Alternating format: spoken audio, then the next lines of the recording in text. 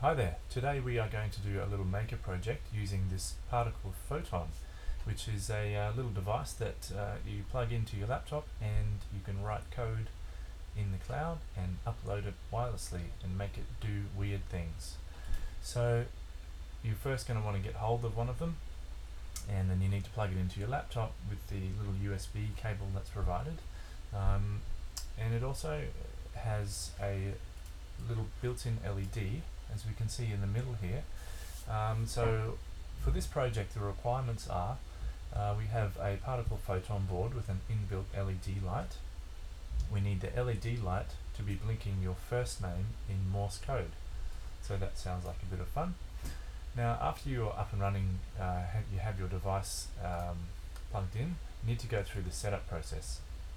You can either go to setup.particle.io and go through this process here. But for me, the easier way was actually to download the app onto my phone and connect it to Wi-Fi and then set up the device that way, which for me was a lot simpler. So after you're connected, you can open up the console and you need to register your device. And once that's all up and running, you'll see your device in the list here. And once you have a device up and running, you can go into the IDE, which actually allows you to start coding. Now, when the device is online, you're going to see this little green icon here saying the device is connected. So we can pretty much just write code in here and try to send it to the device and see what happens. So for our blinking LED project, fortunately there is an example provided in this example app. So I'm just going to open that up and have a bit of a look. So there are a few different parts of a project that you need to know about. The first bit is the setup code. Now this will run once when the device starts, and then you have the loop function here. Now that is going to keep running over and over as long as the device is on. So I'm just going to remove some of these comments because I need to fork that project and then I can start editing. So link an LED, get rid of the comments. Alright, so this D0 one here is actually a one that you might like an external LED that you can add to your breadboard, but we're not going to use that. We're going to use D7. Now D7 is the inbuilt LED. So we're going to set LED to D7, and in our setup we're going to set this LED item, this LED pin to output mode. So that's our setup, and now in our loop what we're going to want to do is, as you can see here, it does a digital write to whichever pin you specify, and you can set it to high, which means that it's on, or you can set it to low, which means that it's off. So let's just simplify this here, and then you can also add delays.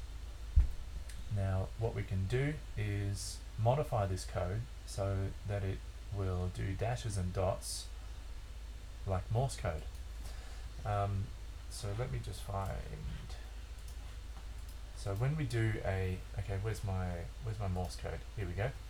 So for my name, it's quite long. I'm going to do ADRIAN because my name is Adrian. So let's start by thinking about an A, which is a dot and a dash. So I'm going to turn to do a dot, I want to turn the LED on, and then I want to add a delay. For me, I want to add a delay of 200 milliseconds because I found that to be quite a good length of time.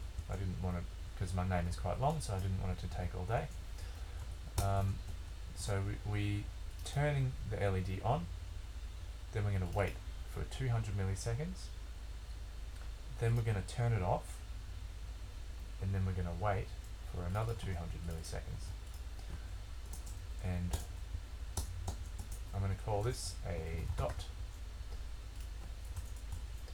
it's important not to forget to add the delay at the end, because otherwise your dots and dashes will all join together and it won't look like much is happening at all really. It'll just be nonsense.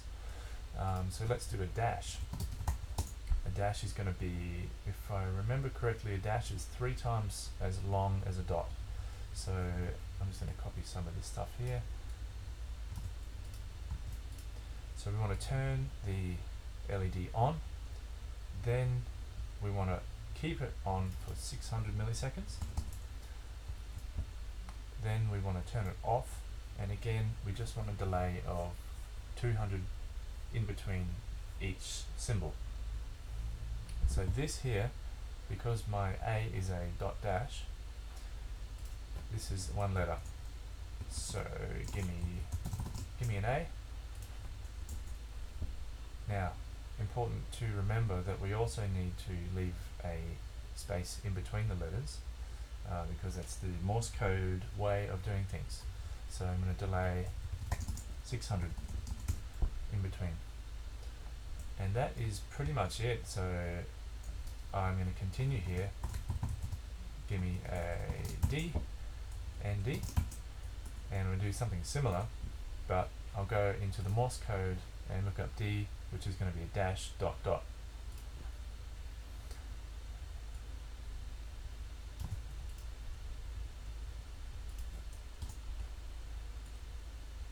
Dot. Now, as you can see, there's a lot of repetition happening here, which is not kind of ideal in the programming world. So for my project, I ended up writing a couple of functions for dash and dot, but just to keep things simple, you can repetition is okay to start with. Now the final step of testing this out would be to verify. So let's just see if we've made any mistakes. Now this is all in the cloud. It's compiling the code, as you can see. Oh, okay, so it said code verified, great work. So at this point, if I want to test it out on the device, I've got my device online here. I can flash it to the device just by tapping that, and it's flashing code. Waiting, flash successful, my device is being updated.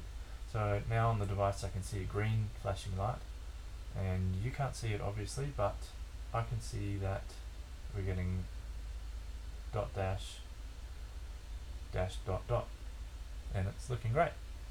So that pretty much sums it up. That's how you would modify the code, and you can obviously do that for yourself with your own name. Yeah, a bit of fun to be had. Thanks for listening.